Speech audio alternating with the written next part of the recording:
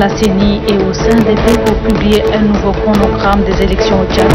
C'était au cours d'une rencontre entre le chef de l'État et les membres de la CENI, du CNDP et du Bureau permanent des élections.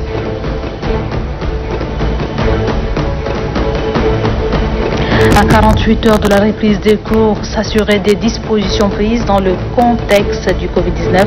Tel est l'objet de la tournée du ministre de l'Enseignement supérieur dans quelques établissements publics du supérieur de la capitale. Le monde célèbre ce 23 juin la journée internationale des veuves dans un contexte particulier. Cette journée instituée par l'Organisation des Nations Unies a pour seul but de sensibiliser les États membres sur les droits de veuves. Voilà, c'est tout pour les sommaires. Bonsoir à toutes et à tous et bienvenue dans ce journal. Le président de la République, Idriss Déby Itno, a rencontré ce matin les membres du cadre national du dialogue politique CNDP, c'est de la Commission électorale nationale indépendante CENI et du Bureau permanent des élections BPE. Le chef de l'État a exhorté tous les acteurs à intensifier les efforts en reléguant en arrière-plan les clivages et les divisions inutiles à l'effet d'organiser les élections législatives, communales et présidentielles, nonobstant le retard accusé pour cause de la pandémie de la Covid-19. Nasr Nogiti. La dernière rencontre entre le président de la République, Idriss Déby Itno, garant de la stabilité politique et sociale, et les membres du cadre national du dialogue politique, CNDP, et ceux de la Commission électorale nationale indépendante, CENI, s'était tenu le 6 janvier 2020. N'eût été la pandémie du coronavirus. Le chronogramme adopté à l'époque devait avoir un début d'exécution, déclare Dr Kodi Mohamed Bam, président du bureau de la Commission électorale nationale indépendante, CENI. Aussi, appartient-il au CNDP de trancher. Nous avons toujours dit, il ne nous appartient pas à nous de dire quelle élection nous le ferons. Nous mettons à la disposition du CNDP les éléments nécessaires et avec ces éléments nécessaires, ils pourront discuter avec la classe politique et nous dire on va à cette élection et nous obtempérerons. Le président du cadre national de dialogue politique, CNDP, Félix Nialbey Romadumgar, par ailleurs chef de file de l'opposition démocratique, s'est dit inquiet par rapport au retard accusé dans la tenue des échéances électorales. Le planning au niveau du cadre national de dialogue politique, nous l'avons analysé, une situation qui nous amène vers un impasse. Il y a un grand retard quand même sur le processus. Issa Adjidei, directeur général du Bureau permanent des élections, BPE, estime pour sa part que tout est lié par l'acquisition des kits d'identification biométrique. Nous attendons simplement à ce que la CENI aille aux Pays-Bas valider d'abord les applications qui vont servir à l'enrôlement des électeurs avec l'impression des listes électorales, l'impression des cartes, etc. Valider également les kits pour être sûr que ces kits-là peuvent servir ici avec notre climat, etc.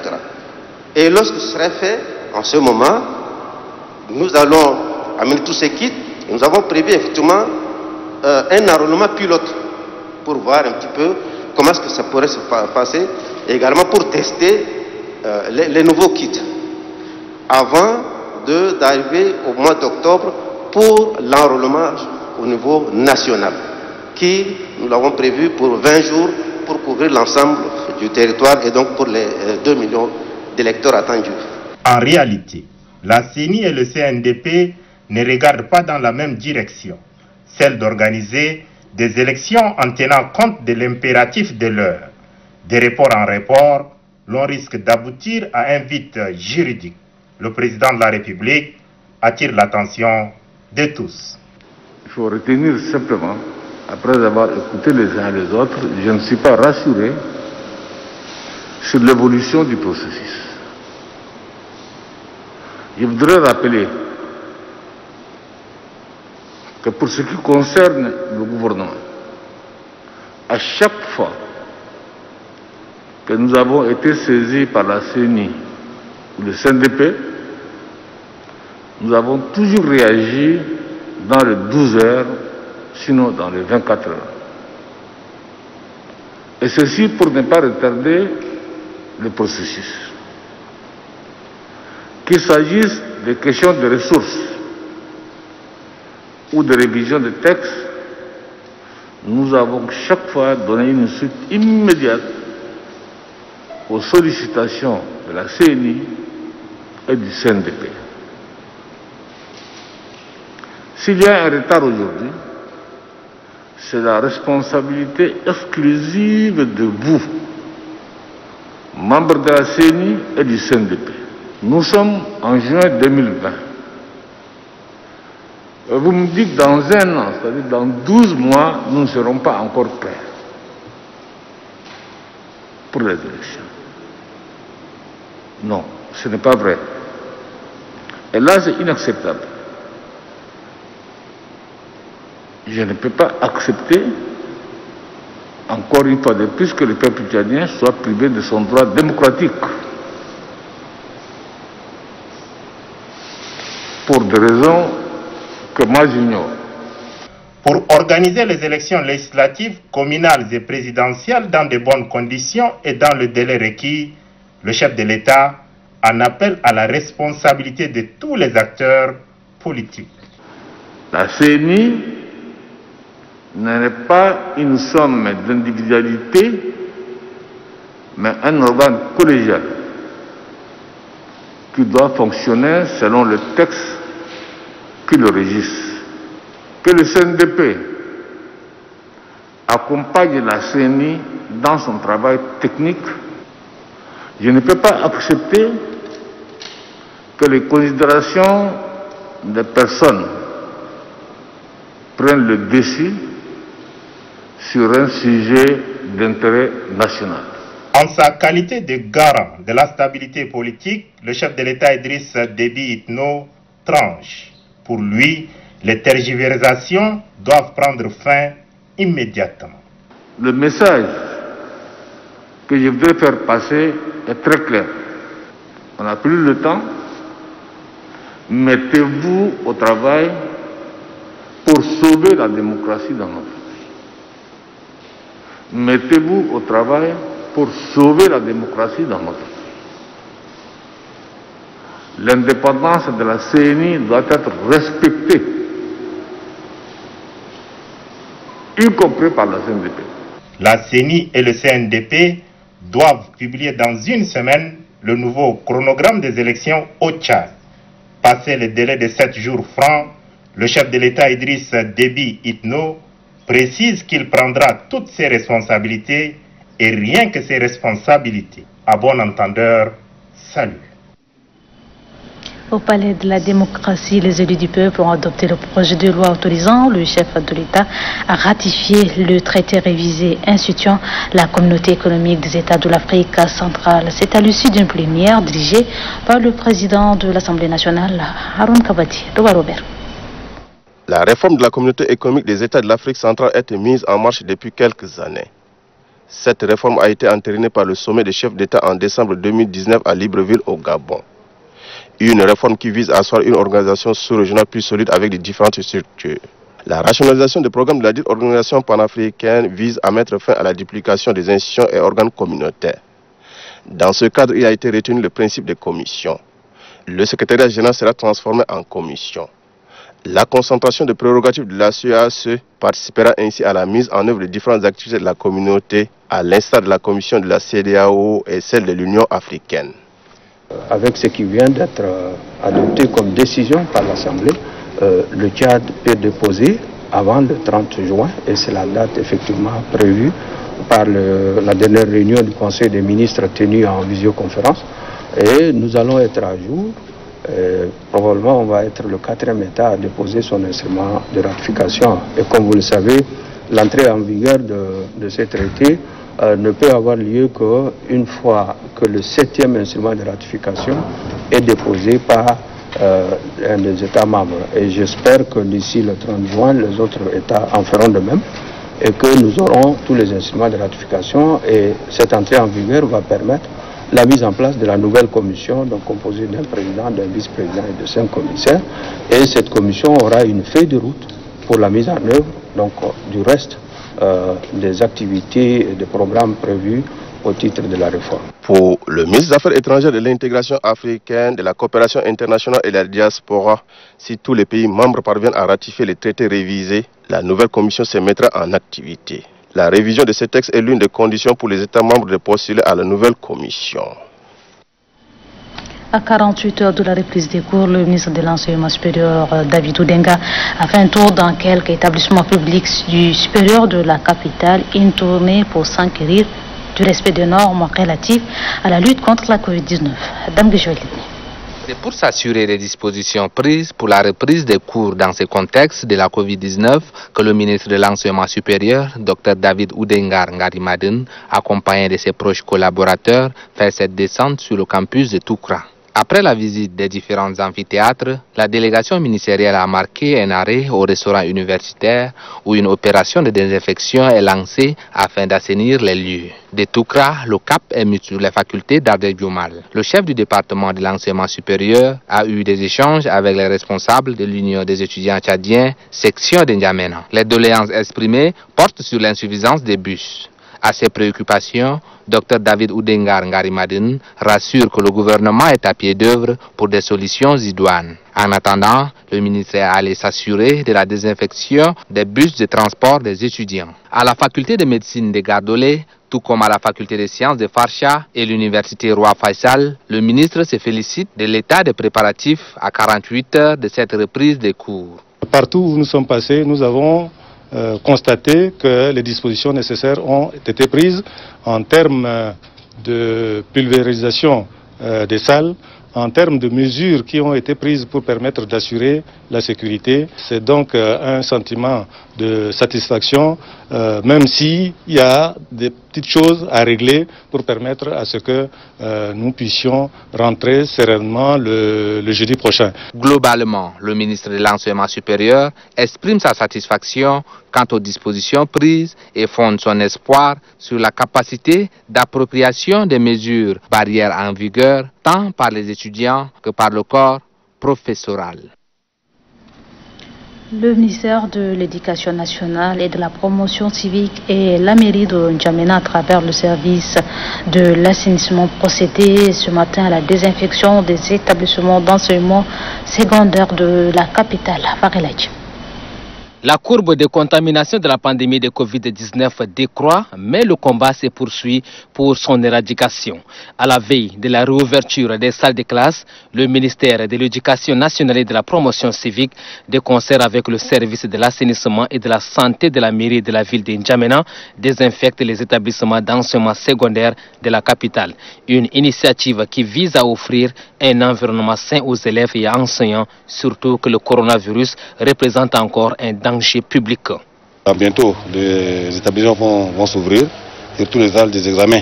Les gens vont reprendre et comme on est en train de faire la lutte contre le Covid, le ministre de l'Éducation, il a écrit, il a demandé notre service à travers le maire de la ville de N'Djamena et le maire nous a instruit pour faire tous les établissements de la ville de N'Djamena. Le proviseur du lycée féminin bilingue d'Amregebe salue l'initiative de la mairie de la ville de N'Djamena en partenariat avec le ministère de l'Éducation nationale.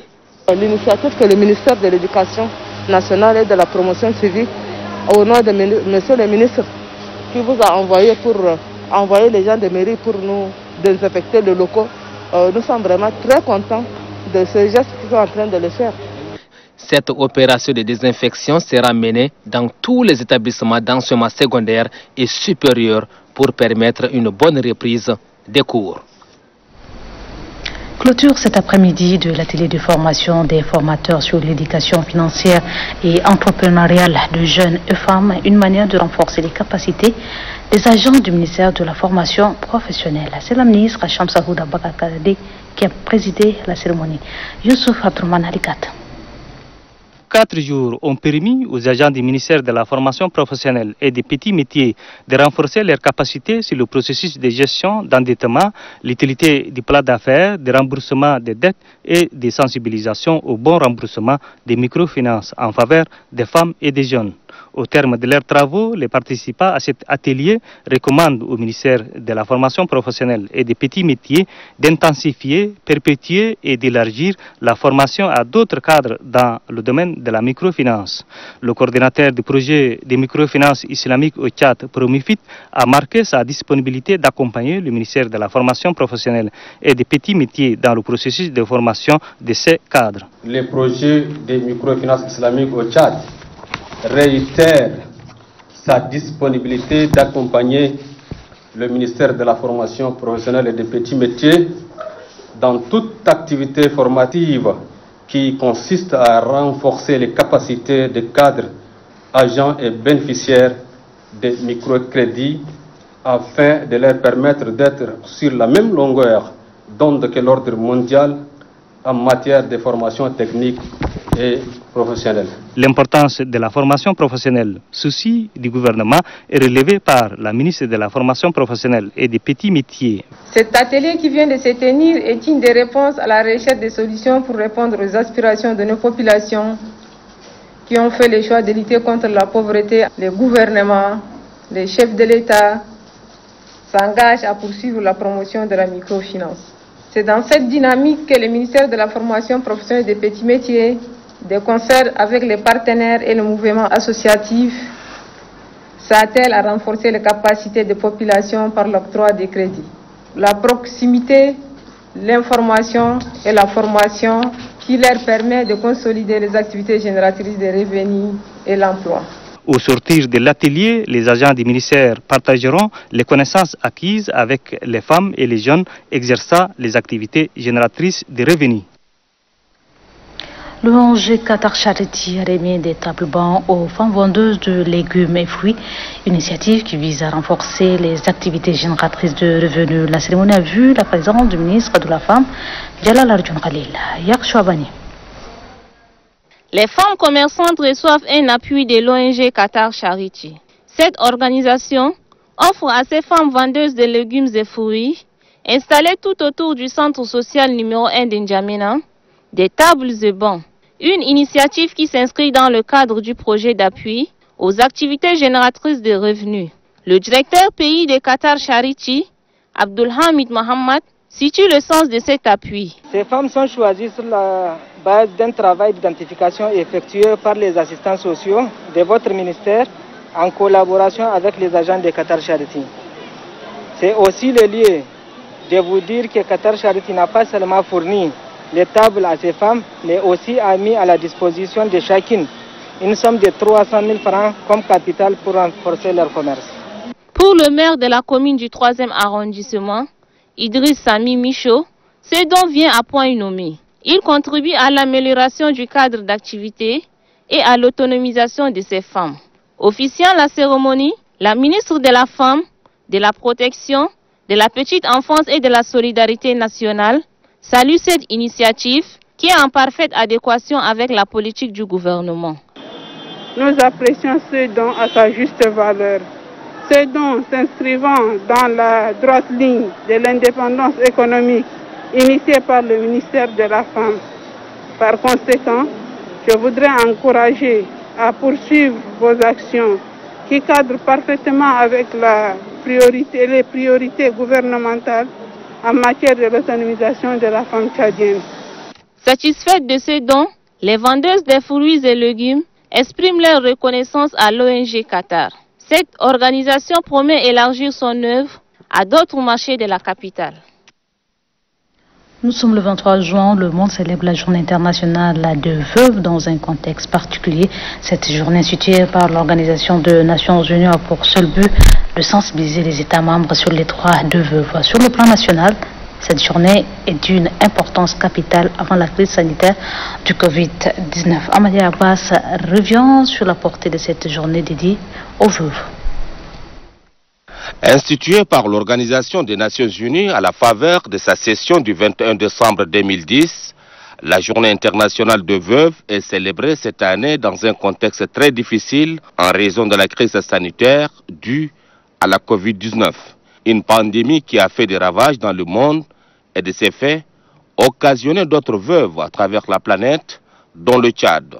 Cette journée, faut-il le rappeler, est instituée sur proposition de la République gabonaise. C'est une occasion d'avoir une pensée pieuse à l'endroit de veuves issues de toutes les régions et cultures confondues. Cette journée est aussi l'opportunité pour les États membres d'accorder une attention particulière à la situation de veuves. Au Tchad, cette couche importante de la société constitue une préoccupation constante des plus hautes autorités de la République. Les veuves figurent également au cœur de toutes les actions sociales que mène la première dame du Tchad, Hinde Déby Itno, par le biais de sa fondation Grand Cœur. À chaque célébration de la journée, malgré son agenda particulièrement chargé, la première dame du Tchad a toujours honoré ses sœurs veuves. Ces images tournées lors de la 3e édition de la dite journée illustrent parfaitement l'importance qu'accordent les autorités de la 4e République à la veuve tchadienne qui, pour la plupart d'entre elles, a perdu un mari pour une cause juste et noble.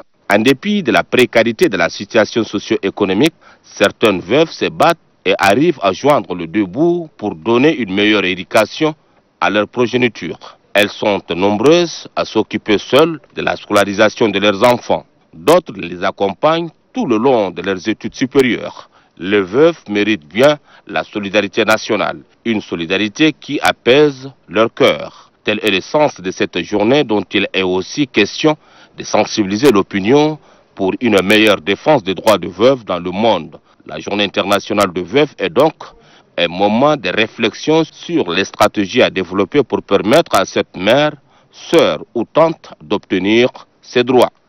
Qu'elle soit veuve ou non, la femme au sens propre du terme reste la reine incontestée. La reine de la nation, elle a besoin de notre soutien. Comme je le disais, la journée a pour but de sensibiliser l'opinion et d'obtenir une défense des droits de veuves dans le monde. À cette occasion, la Maison de la Femme a organisé une conférence de débat dont plusieurs associations de veuves ont pris part. Christelle Kalendano.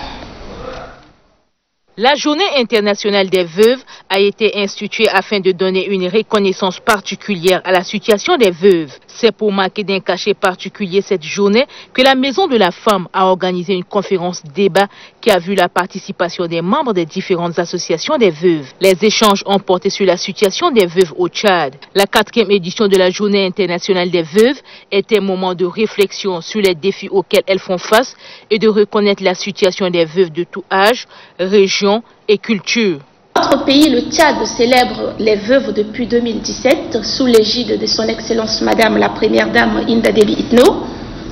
Et vous savez bien que moi que la pandémie de Covid est venue aggraver une fois de plus encore la situation au cours des derniers mois, entraînant avec elle de nombreux décès et faisant encore malheureusement des nouvelles veuves dans le monde et plus particulièrement dans notre pays, le Tchad. C'est le lieu aussi ici pour nous de saluer les efforts du gouvernement en matière de protection des femmes à travers des textes et lois juridiques, sans oublier l'engagement social de Madame la Première Dame, marraine par excellence des veuves tchadiennes. Dans leurs interventions, les membres des associations qui luttent contre les injustices faites aux veuves ont témoigné des cas de situation auxquels celles-ci sont confrontées. Ils ont ensuite plaidé pour le financement de leurs divers projets.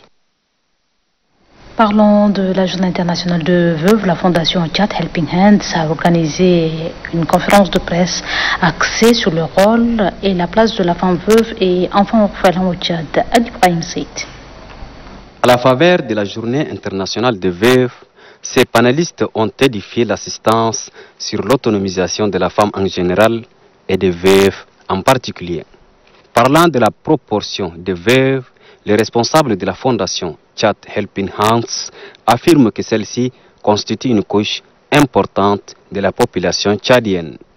Pour le vice-président de la fondation Tchad Helping Hands, qui abordait la question de la situation de cette couche sociale, il est indispensable d'accorder une attention particulière aux veuves pour leur permettre de subvenir à leurs besoins. La solution la plus idoine, selon le chargé de programmes et projets de la Fondation Tchad Helping Hands, est de créer des activités génératrices de revenus pour favoriser l'autonomisation de la veuve.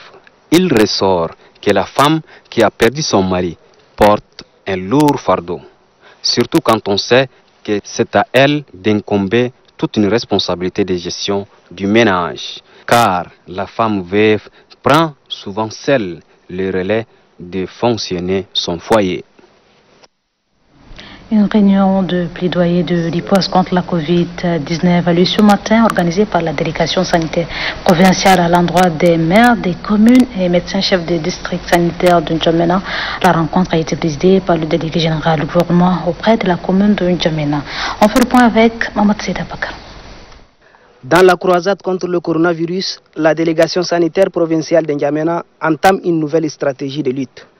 Une stratégie annoncée au cours de cette réunion de plaidoyer par le délégué sanitaire provincial de N'Djamena, Dr Raouda Mohamed Youssouf. Une rencontre qui vise à informer les acteurs clés qui sont les leaders religieux, traditionnels et les organisations de la société civile pour édifier la population sur le risque lié à la contamination de la Covid-19.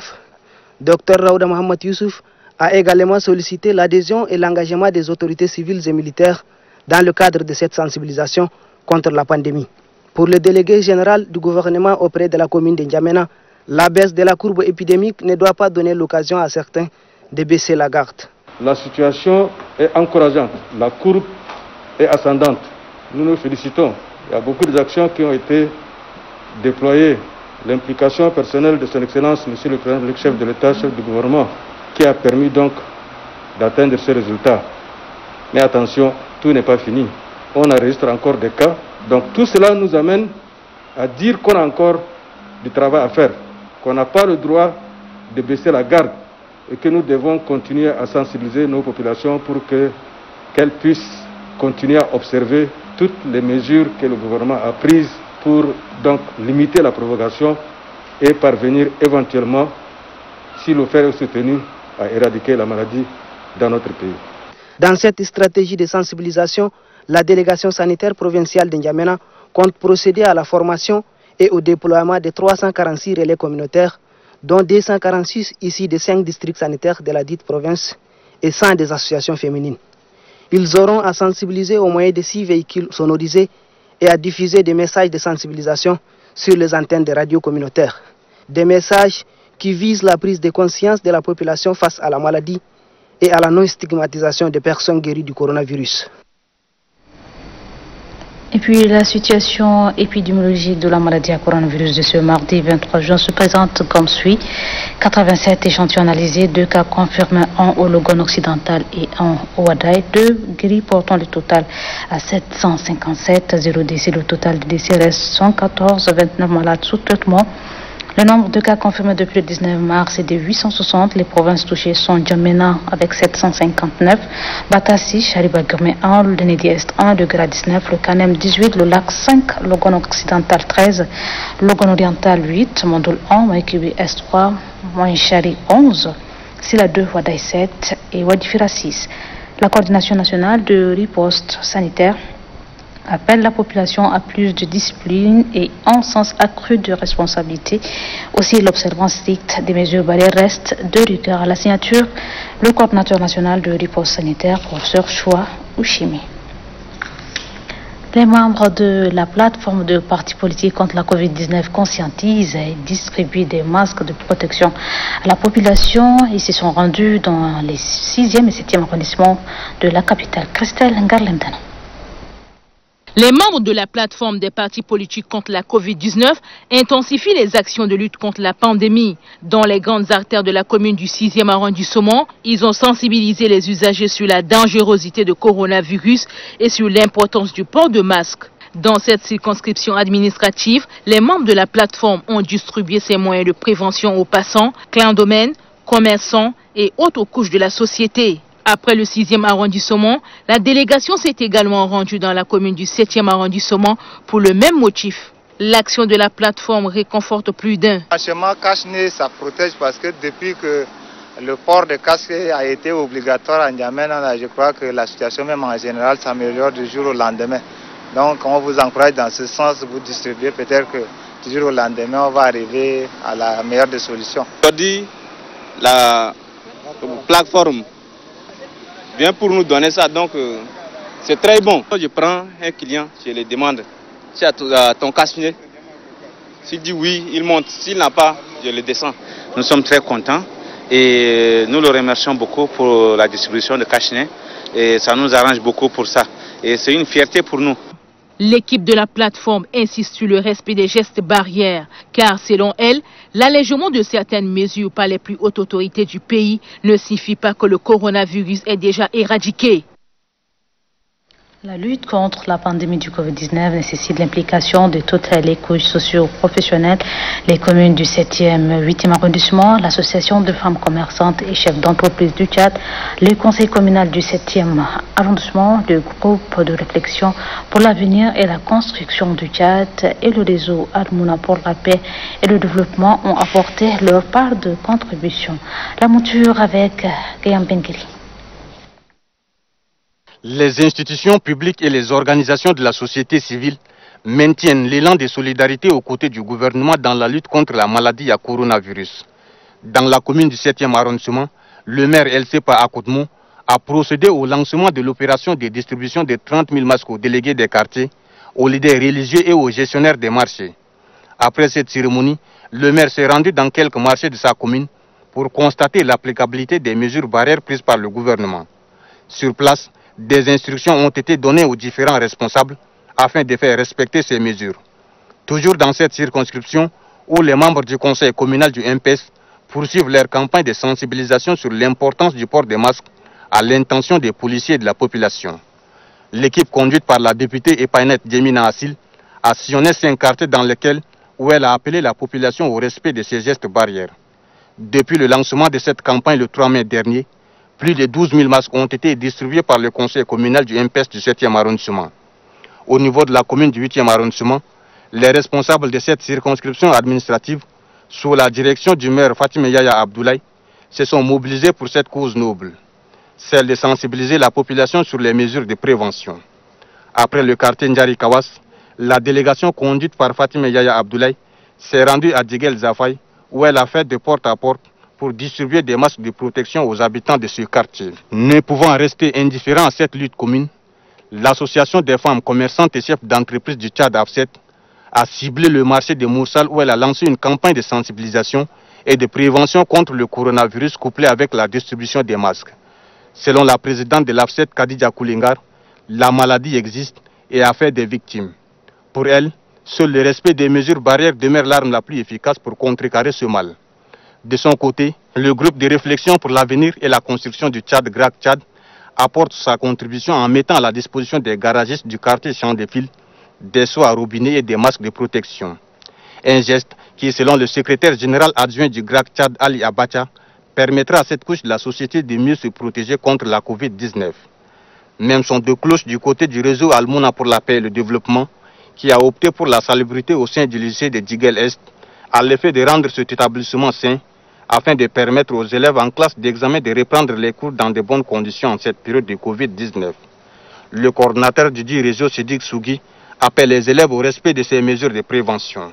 Avait partagé par le proviseur du lycée de Djigel-Est, Mamad Ahmad Mamad, qui a montré sa volonté de mettre en application les mesures édictées par les autorités sanitaires.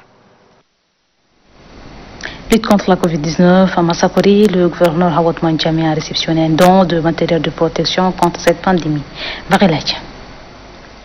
Des dispositifs de lavage des mains, des cartons de savon et des masques de protection contre la pandémie de Covid-19, tous ces matériels étaient un don du projet d'amélioration de la résilience des systèmes agricoles au Tchad à la population de la province de Hadjelamis.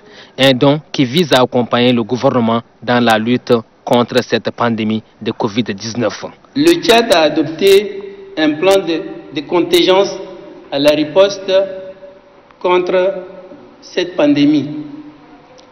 Et c'est dans cette logique que le FIDA a donné un avis de non-objection pour utiliser une partie de du financement de 2 projets à pouvoir financer un plan d'urgence que le programme a soumis à son approbation. Réceptionnant le don des mains du donateur, le gouverneur de la province de Hadjalamis, Dr Hawa Othman Djamé, souligne qu'il est très important, surtout que la pandémie continue sa résistance.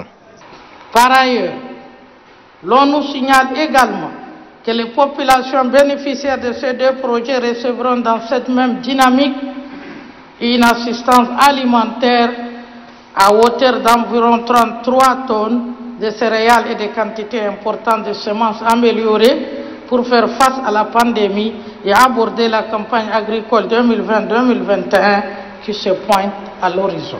L'autorité administrative, Dr Hawa Othman Djamé, a promis une répartition équitable de ces matériels de lutte contre cette maladie sur l'ensemble de sa circonscription administrative.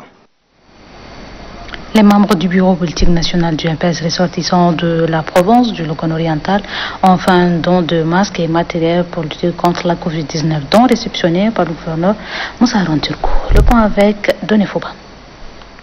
Pour briser la chaîne de propagation de coronavirus dans la province du Logone oriental, qui a déjà enregistré 8 cas, que Dr Oudengar David, membre du bureau politique national au titre de la PND, a disposé 10 000 cache-nez et 100 cartons de savon. C'est par le truchement du secrétaire général provincial du mouvement patriotique du salut du Logone oriental que ces kits ont été remis au gouverneur Moussa Haroun-Turko, par ailleurs coordinateur du sous-comité provincial de sensibilisation. Le secrétaire général provincial du mouvement patriotique du salut du Logone oriental, Nelgar Madingar, apprécie le geste posé par Dr Oudengar David à sa juste valeur. J'adresse mes vives et chaleureuses félicitations au camarade Oudengar David Ngarimadin pour ses œuvres salvatrices plusieurs fois répétées en faveur de notre province du Logone oriental. Réceptionnant ce don, le gouverneur du Logone oriental, Moussa Haroun-Turko, remercie le donateur pour cet acte patriotique. Ces masques seront remis au préfet du département de Pende pour la distribution à la population concernée, à qui je recommande d'en faire effectivement usage. Séance tenante, le gouverneur du Logone oriental, Moussa Haroun-Turko, a remis le lot de 10 000 cache-nez et 100 cartons de savon au préfet du département de la Pende, Hamid Kondo Ali, pour être réparti aux couches vulnérables. L'assistance du comité provincial de veille du CANEM continue son bon nombre de chemins. Ce matin, le département du CANEM a reçu le don du gouvernement destiné aux couches vulnérables. La cérémonie s'est déroulée en présence du gouverneur Hassan Terap. Mamadou Marwaro. L'objectif de ce déplacement est de remettre au département du Sud CANEM une assistance de vivres et non-vivres que les différentes bonnes volontés et les organisations ont donné à la province du CANEM. Il s'agit de 21 sacs de riz de 25 kg, 10 cartons de pâtes alimentaires, 5 cartons d'huile et 2 bidons d'huile de 25 litres, un appareil d'hygiène pour la désinfection, des cartons de gel hydroalcoolique, l'eau de javel, des cache-nez et des dispositifs de lavage des mains. Accueillant ces hôtes, le préfet du Sud CANEM, Fogo Alifa Ali, a saisi l'occasion pour dire que la population du Sud CANEM est conscientisée du danger que révèle le coronavirus. Intervenant à son tour, Cheikh Tahir Mohamed Abakar, secrétaire général du Conseil supérieur des affaires islamiques du CANEM, a demandé à tous les musulmans de revenir à Dieu. Prenant la parole, le gouverneur de la province du CANEM, Hassan Terap, a dit à l'assistance que cette maladie est très dangereuse. J'ai été victime et je vous le dis en connaissance de cause. Ne négligez pas ce qu'on vous dit. Soyez vigilants et élargissez la sensibilisation, a dit Hassan Terap. Pour lui, le gouvernement, à leur tête le président de la République, Idriss Déby Itno,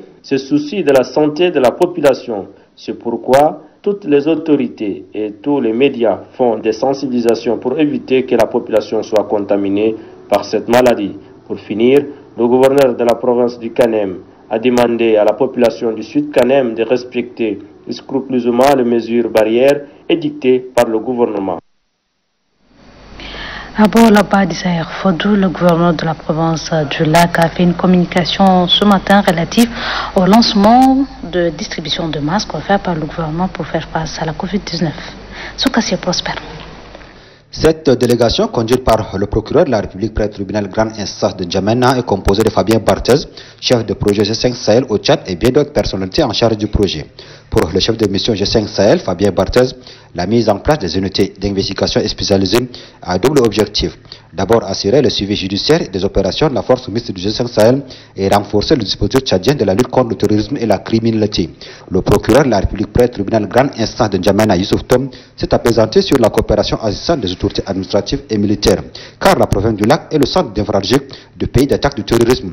Pour lui, compte tenu de la complexité des enquêtes en matière de terrorisme, il faut prendre des mesures de protection des preuves afin d'établir la culpabilité des présumés auteurs d'actes de terrorisme.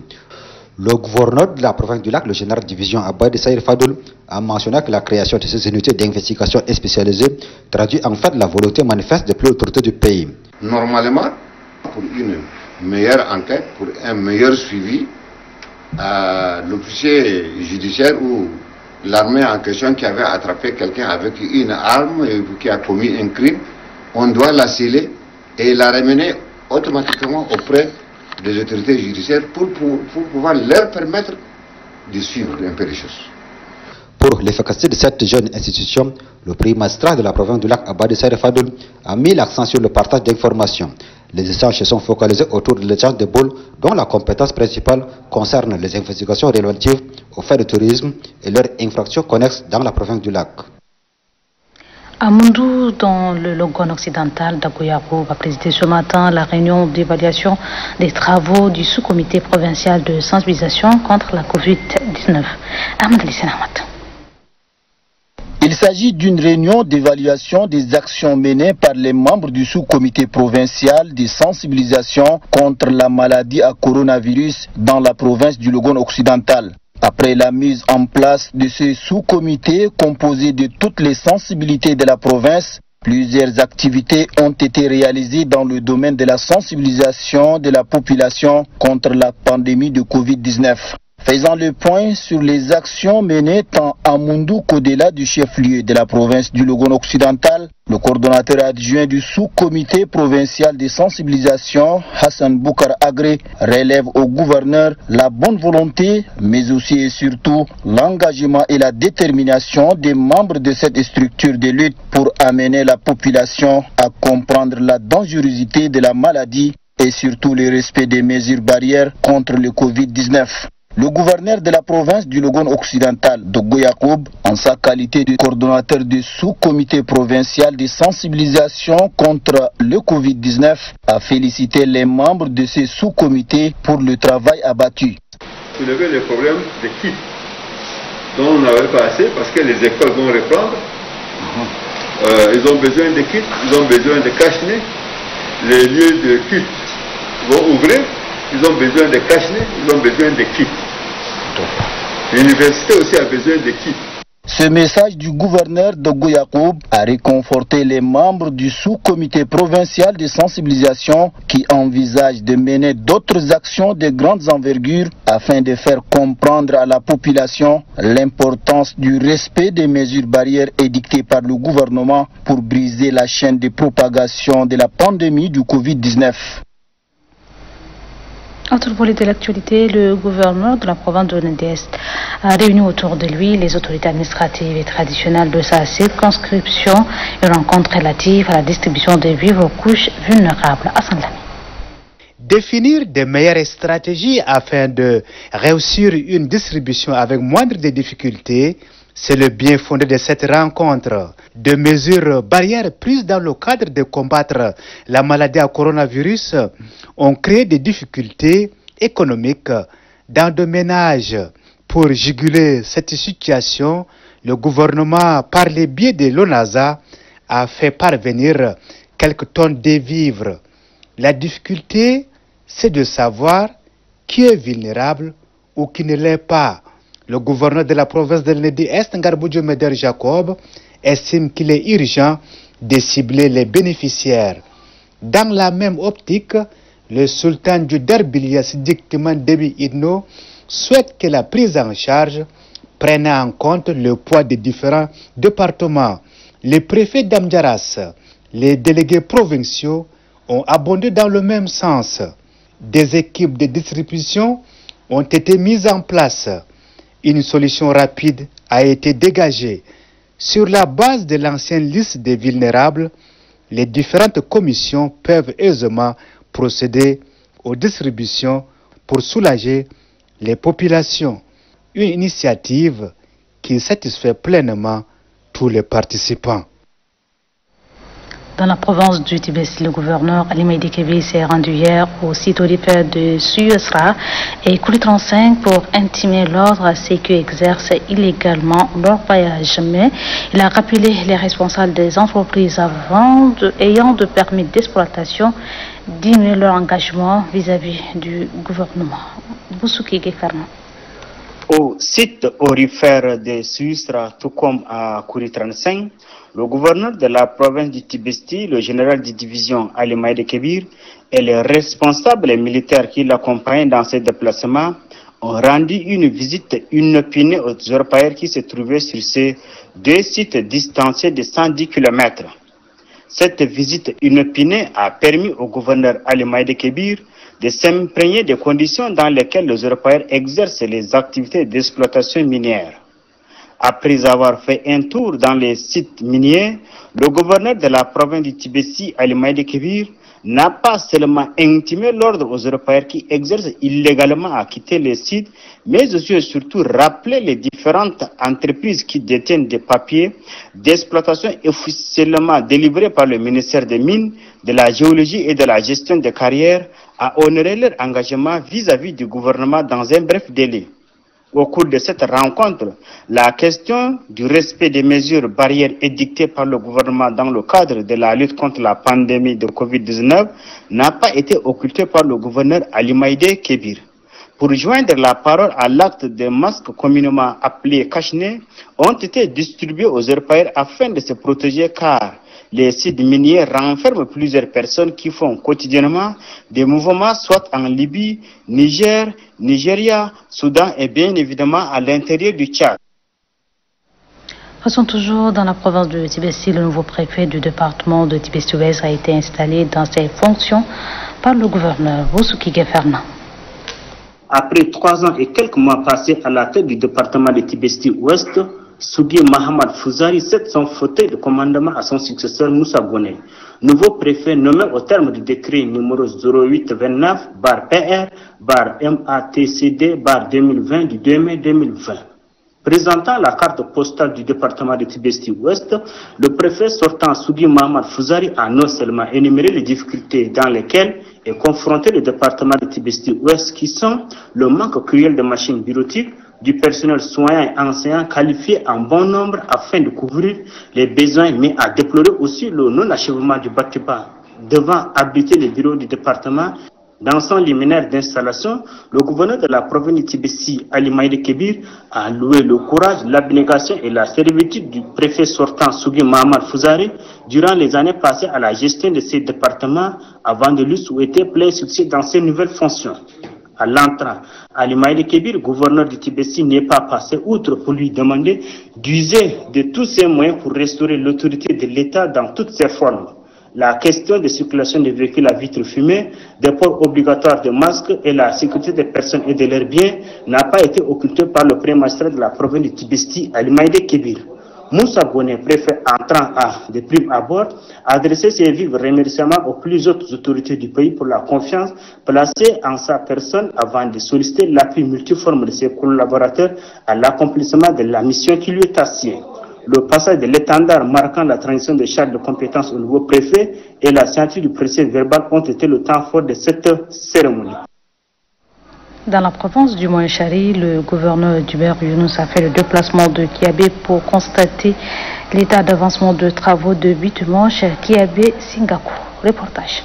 L'objet de ce déplacement est de constater l'avancement des travaux de bitumage de la route Kiabé-Singakour par l'entreprise CGCOC, mais aussi et surtout toucher du doigt les réalisations des travaux infrastructurels au profit de la population riveraine de cette route, comme les centres de santé, les écoles et bien d'autres. En chemin, le gouverneur et sa délégation se sont arrêtés par endroits pour voir certaines écoles, et centres de santé qui sont en chantier et d'autres dont les travaux de construction sont achevés par la dite entreprise. Le gouverneur a déploré quelques failles de l'entreprise liées à la profondeur de certains trous et à l'exploitation des collines de certains villages sans tenir compte du respect des termes de négociation du marché. Nous avons voulu voir ça sur le terrain parce que c'est vrai, nous avons reçu des écrits de la population. C'est le début qui a été très mal fait. L'entreprise doit respecter les engagements qu'elle avait pris avec la population parce qu'installer une carrière non loin d'un village, normalement la population doit être mieux servie et premier servie. Diber Younous a visité les carrières retenues pour servir de quoi au CGCOC a bitumé cette route. Présentation ce matin à Moussoro dans le bar El Gazer de 4 présumés malfrats. La cérémonie a lieu en présence du gouverneur Ramadan Ertoubou. Ahmad Ali Daladou. Le braquage des motos est devenu fréquent dans la province du bar El Gazer.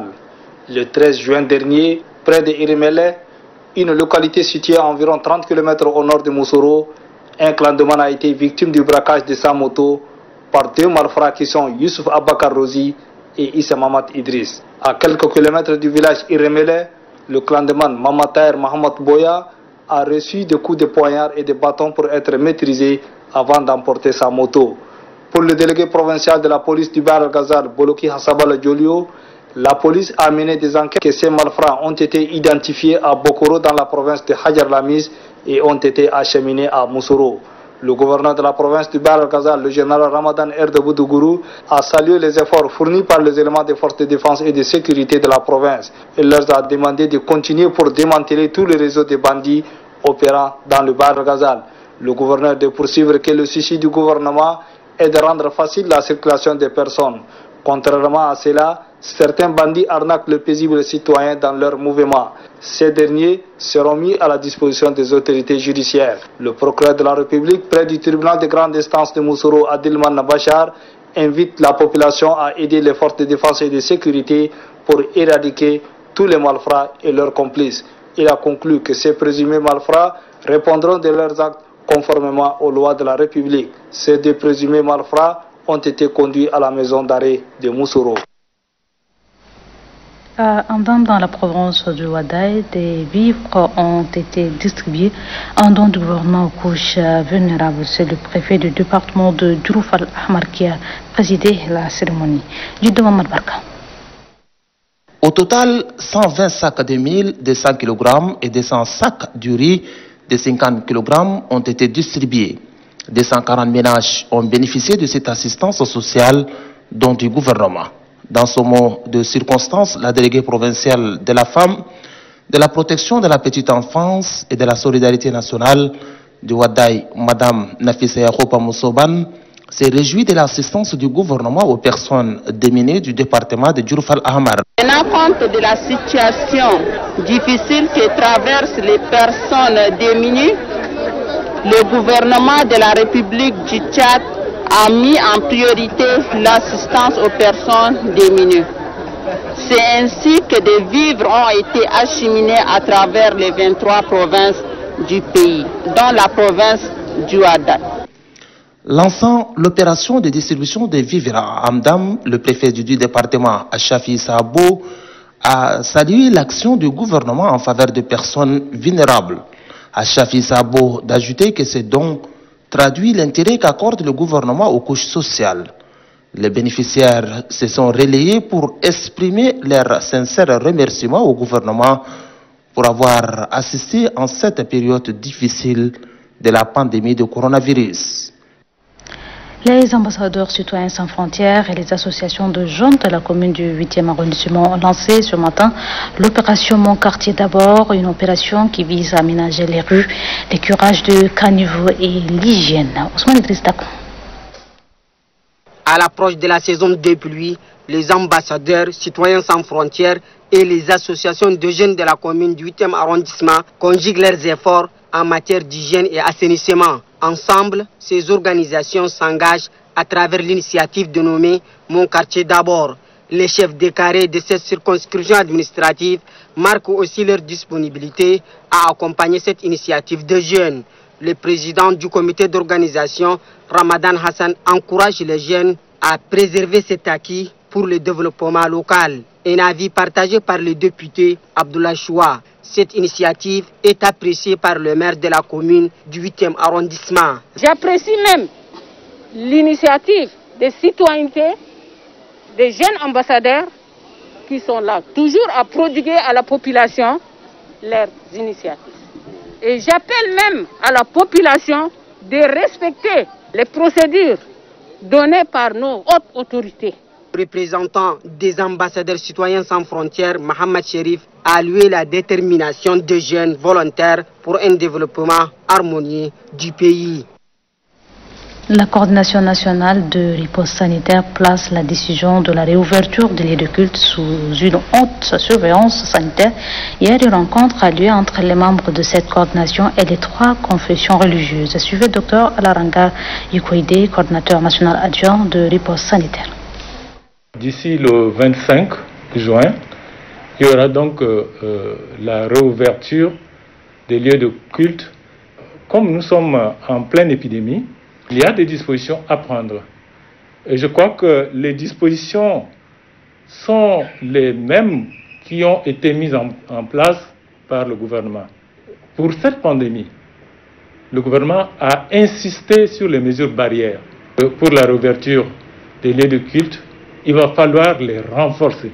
Que ceux qui vont aller dans les lieux de culte puissent vraiment être conscients que sans ces mesures barrières, on risque de continuer à avoir cette pandémie dans notre pays. Nous avons déjà commencé avec les confessions religieuses. Nous avons eu ce matin le président du Conseil supérieur des affaires islamiques qui était là. Nous avons eu l'évêque pour les catholiques qui était là. Nous avons eu le secrétaire général des églises et missions évangéliques au Tchad qui était là. Et nous pensons, nous avons eu cette occasion avec eux vraiment de revenir sur la nécessité qu'ils puissent sensibiliser la population, leurs croyants. Et ça n'a pas été un hasard, mais nous pensons que dans notre communauté, et même ailleurs, les gens qui sont le mieux écoutés, ce sont les leaders religieux. Donc nous avons voulu, par ce geste-là, vraiment faire en sorte qu'ils soient aux côtés du gouvernement pour mener cette riposte. Sortie médiatique de l'archevêque métropolitain de N'Djamena, président de la conférence épiscopale du Tchad. Dans une déclaration faite ce matin, Monseigneur Edmond Djitenga Okotbe salue la décision de la réouverture des lieux de culte le 25 juin. Suivez. Nous remercions le chef de l'État pour sa sollicitude vis-à-vis des fidèles des différentes confessions religieuses et nous l'assurons de notre prière et de notre disponibilité à contribuer selon nos moyens à limiter les conséquences sociales de cette pandémie du Covid-19.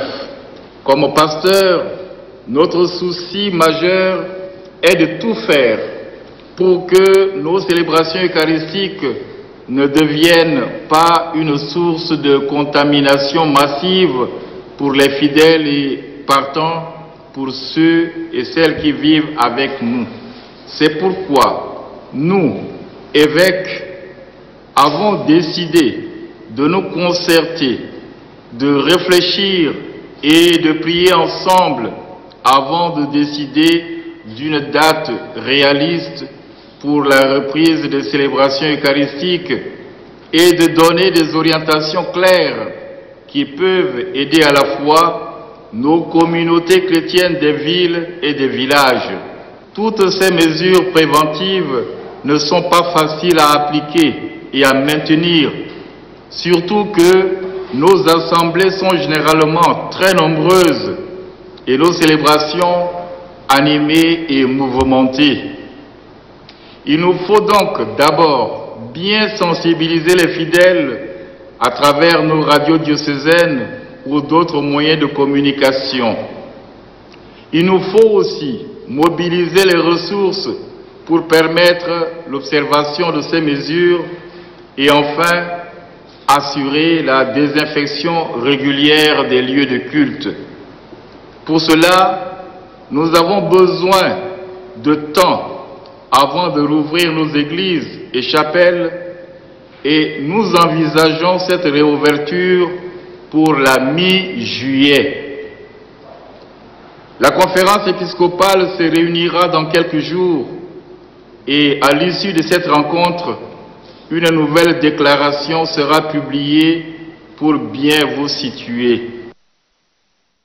Et puis, c'est quelques communiqués avant de clore cette édition. C'est avec une grande satisfaction que le comité d'organisation pour la paix dans les établissements scolaires COPES a pris la décision de plus haute autorité de rouvrir les établissements scolaires dans un contexte si particulier. Cependant, le COPES invite les élèves à observer scrupuleusement les mesures barrières dictées par le gouvernement. Seul le respect strict de ces mesures permettra de terminer le calendrier des cours et examens. Par ailleurs, le COPEX demande au ministère en charge de l'éducation, les acteurs impliqués dans le système éducatif tchadien de mettre à la disposition des établissements de matériel nécessaire de protection et en nombre suffisant pour faire face à la COVID-19. À la signature, le président Sal Sabo du Moukna. Et puis dans un communiqué de condoléances, très affecté par la perte inestimable de cet dévoué militant inconditionnel et déterminé, le camarade Deringoula Kelo Jérémy, ancien ministre de l'Environnement et du Tourisme, ancien directeur du cabinet du secrétaire général du MPS et ancien journaliste à la RNT, le coordinateur national du Soumangé au siège national du MPS adresse au nom des membres du Soumangé ses condoléances au président fondateur, au secrétaire général du MPS et à la famille éplorée du disparu. Qu'Allah, le Tout-Puissant et Miséricorde, accueille l'âme du disparu en son paradis. À la signature, le coordinateur national Haroun Oumar Hamid. Et sur ce, c'est la fin de cette édition. Merci à vous. Très belle soirée à toutes et à tous. Bonsoir et à demain, Inch'Allah.